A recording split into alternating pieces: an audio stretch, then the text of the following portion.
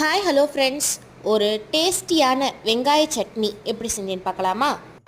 சூடான பேனில் நல்லெண்ணெய் சேர்த்துட்டு 2 பச்சை மிளகாயை தட்டி சேர்த்துக்கிறேன். 5-6 வரமிளகா, தட்டி வச்சுருக்கிற பூண்டு இது எல்லாமே சேர்த்து ப்ரௌன் கலர் ஆகிற அளவுக்கு வறுத்து வச்சுக்கிறேன்.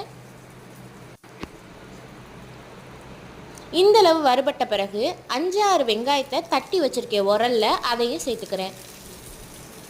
இந்தளவு தட்டினா போதும், ரொம்ப ஃபைனாக தட்ட வேணாம்.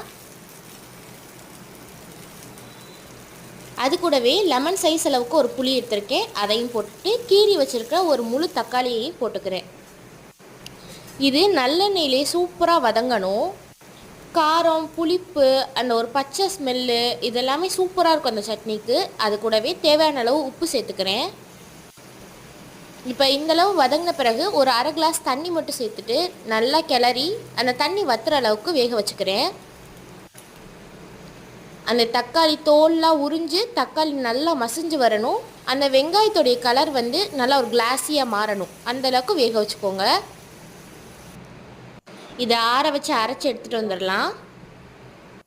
இப்போ அதே பேனில் கொஞ்சம் நல்லெண்ணெய் சேர்த்து 1/2 டேபிள் ஸ்பூன் அளவுக்கு மிளகாத்தூள் சேர்த்துக்கிறேன்.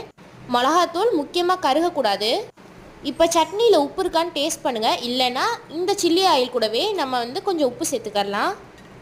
இப்போ இந்த சில்லி ஆயில் எடுத்து நம்ம அந்த சட்னி கூட மிக்ஸ் பண்ணிக்கிடலாம். இதை ஊற்றும் போது அந்த சட்னியிலேருந்து ஒரு ஸ்மெல் வரும். அவ்வளோ டெம்டிங்காக இருக்கும். அப்போவே சாப்பிடணும் போல் இருக்கும். இதுக்கு தாளிப்பு எதுவுமே தேவையில்லை. இதுவே செம்ம டேஸ்ட்டாக இருக்கும். சூடான மெதுன்னு இருக்க ஒரு இட்லி கூட இந்த சட்னி வச்சு சாப்பிட அவ்வளோ டேஸ்ட்டாக இருக்கும். பன் தோசைக்கும் சோறுக்கும் கூட இது அவ்வளோ டேஸ்ட்டாக இருக்கும்.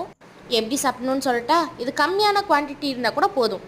அந்த சட்னியில் நடுவில் குழி பறித்து கொஞ்சம் நல்லெண்ணெய் சேர்த்து இட்லி அதில் தொட்டு சாப்பிட அவ்வளோ டேஸ்ட்டாக இருக்கும். வீடியோவை டக்குன்னு முடிச்சுக்கிறேன். பார்க்கும்போதே அவ்வளோ டெம்டிங்காக இருக்குது. நீங்களும் கண்டிப்பாக ட்ரை பண்ணிவிட்டு எப்படி இருந்துச்சுன்னு கமெண்ட் செக்ஷனில் சொல்லுங்கள். தேங்க்யூ, பாய்.